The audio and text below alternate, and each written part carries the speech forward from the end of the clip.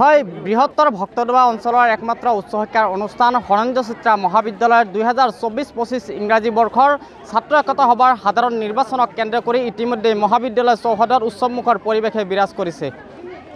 মুঠ 11টাকৈ পদৰ বাবে 22গৰাকী প্ৰাৰ্থীয়ে প্ৰতিদ্বন্দ্বিতা আগবঢ়াইছে। তুমুল প্ৰতিদ্বন্দ্বিতা হোৱা বুলি ইতিমধ্যে ছাত্ৰ ছাত্ৰীৰ মাজত যি পৰিৱেশ ইতিমধ্যে বিৰাজ কৰিছে। পুৱাৰ পৰা শিক্ষাৰ্থীসকলে ছাত্ৰ ছাত্ৰীসকলে তেওঁলোকে নিজৰ ভোটদান সাব্যস্ত কৰিবলৈ ইতিমধ্যে মহাবিদ্যালয় চৌহদত প্ৰৱেশ কৰা পৰিলক্ষিত হৈছে। কিয়নো মনোনয়ন পত্ৰ দাখিলৰ পৰা মহাবিদ্যালয় চৌহদৰ চাৰিওফালে যেনে এক উৎসৱমুখৰ পৰিৱেশে বিৰাজ কৰিছিল। আৰু আজি আহি অন্তিম পৰ্যায় আজি যি নিৰ্বাচনৰ ভোট গ্ৰহণ প্ৰক্ৰিয়া পুৱা 9 বজাৰ পৰা ভোট গ্ৰহণ প্ৰক্ৰিয়া আৰম্ভ হৈছে আৰু আবেলি 3 বজালৈকে ভোট গ্ৰহণ প্ৰক্ৰিয়া চলিব।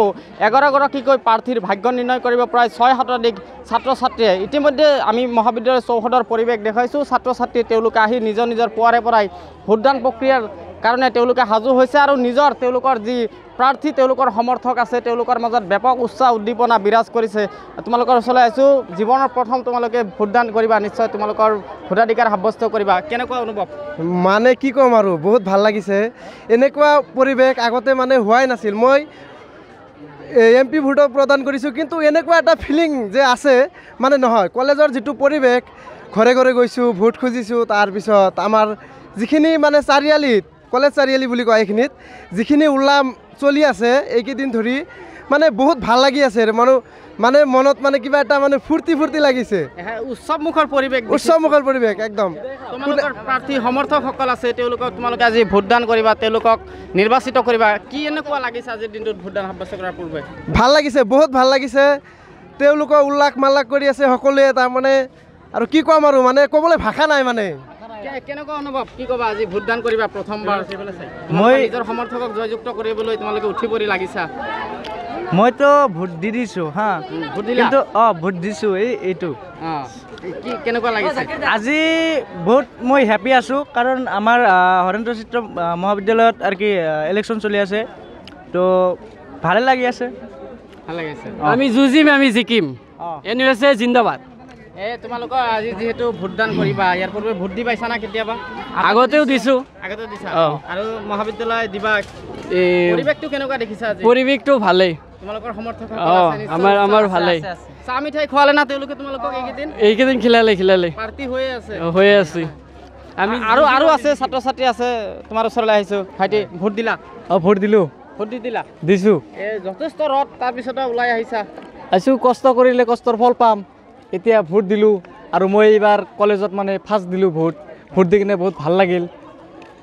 ভাল লাগিছে। হয়, এইদৰে আমি চৌহদ দেখুৱাইছোঁ, আমি পৰিৱেশ দেখুৱাইছোঁ কেনেদৰে শিক্ষাৰ্থীসকল পুৱাৰে পৰা তেওঁলোকে নিজৰ ভোটাধিকাৰ সাব্যস্ত কৰাৰ কাৰণে তেওঁলোকে ওলাই আহিছে। আৰু ইতিমধ্যে মই সেইসমূহ দৃশ্য দেখাম। এনেদৰে এই যি কোঠাত ভোটদান প্ৰক্ৰিয়া ইতিমধ্যে চলি আছে আৰু প্ৰচণ্ড ৰদ যিহেতু, সেইদৰে তেওঁলোকে শাৰী পাতি শৃংখলাবদ্ধভাৱে তেওঁলোকে ভোটদান সাব্যস্ত কৰিছে। মই যদি অকণমান পাৰোঁ বাহিৰৰ পৰা মই পৰিৱেশটো ঝুম কৰি সতীৰ্থৰ জৰিয়তে দেখুৱাম কেনেদৰে ছাত্ৰ ছাত্ৰীসকলে তেওঁলোকৰ নিজৰ প্ৰাৰ্থী যিসকল সমৰ্থক আছে তেওঁলোকে জয়যুক্ত কৰাৰ কাৰণে তেওঁলোকে প্ৰচণ্ড ৰ'দৰ মাজতো তেওঁলোকে আহিছে ভোটদান প্ৰক্ৰিয়া। ছাৰৰ ওচৰলৈ, ছাৰ কেনেধৰণে চলি আছে ভোটদান প্ৰক্ৰিয়া? ভাল, শান্তিপূৰ্ণভাৱে চলি আছে। প্ৰতি বছৰ যিহেতু শান্তি শৃংখলাবদ্ধভাৱে ভোটদান প্ৰক্ৰিয়া সমাপ্ত হয়, এইবাৰো তেনেকুৱাই হ'ব? আমি আশা কৰিছোঁ তেনেকুৱা। আৰু আমাৰ যিটো ছাত্ৰ ছাত্ৰীসকলৰ যিটো আচৰণ, সেই আচৰণত আমি ভাল এটা পৰিৱেশ পাইছোঁ। আৰু আমি ভাবিছোঁ যে শান্তিপূৰ্ণভাৱে আমি ভোট গণনাও কৰিব পাৰিম আৰু ভাল ফলাফল দিব পাৰিম। ৰ'দৰ মাজতো আমি দেখিছোঁ ছাত্ৰ ছাত্ৰী ওলাই আহিছে। হয়, এইবাৰ ছাত্ৰ ছাত্ৰীৰ ভোটাৰৰ সংখ্যা বেছি। সকলো ছাত্ৰ ছাত্ৰীয়ে নিজৰ ভোটাধিকাৰ সাব্যস্ত কৰাৰ কাৰণে ওলাই আহিছে আৰু এইটো আমাৰ কলেজৰ কাৰণে ভাল এটা শুভ লক্ষণ। হয়, এইদৰে আমি দেখিছোঁ ছাত্ৰ ছাত্ৰীসকলে তেওঁলোকে ভিৰ কৰিছে। বন্তি, তোমাৰ ওচৰলৈ অকণমান আহিছোঁ। ভোট দিবলৈ আহিছা? হয়, ভোট দিব আহিছোঁ। ভোট আগে পিছে দিছা না প্ৰথম দিবা? নাই, মই দিয়া নাই, আজি প্ৰথম দিম। দিবা। কেনেকুৱা অনুভৱটো কেনেকুৱা লাগি আছে? ভালে লাগি আছে, প্ৰথম ভোট দিম কাৰণে, সেইকাৰণে ভালে লাগিছে। হয়। কি লৈ আছে এইটো ৰিচিপ্ট? হয়, এডমিশ্যন ৰিচিপ্ট লৈ হয়।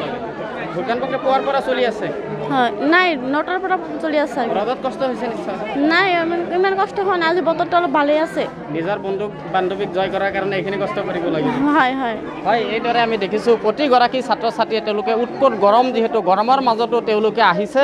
ৰাতিপুৱাৰ পৰা ওলাই আহি তেওঁলোকে নিজৰ ভোটাধিকাৰ সাব্যস্ত কৰিছে তেওঁলোকে। আৰু ইতিমধ্যে আমি এটা কথা উল্লেখ কৰিম যে মুঠ 11টাকৈ পদৰ বাবে যিহেতু নিৰ্বাচন অনুষ্ঠিত হৈছে আৰু 11টা পদৰ বাবে 2গৰাকীকৈ প্ৰাৰ্থীয়ে প্ৰতিদ্বন্দ্বিতা আগবঢ়াইছে আৰু 22গৰাকী প্ৰাৰ্থীৰ ভাগ্য নিৰ্ণয় কৰিব মুঠ 6 শতাধিক ছাত্ৰ ছাত্ৰী আৰু আবেলি 4 বজাৰ পৰা যিহেতু ভোট গণনা প্ৰক্ৰিয়া আৰম্ভ হ'ব আৰু সন্ধিয়া ভাগতে কিহেতু ফলাফল ওলাই আহিব পৰৱৰ্তী প্ৰতিবেদনত আমি ND24 দৰ্শকক ফলাফল দিবলৈ চেষ্টা কৰিম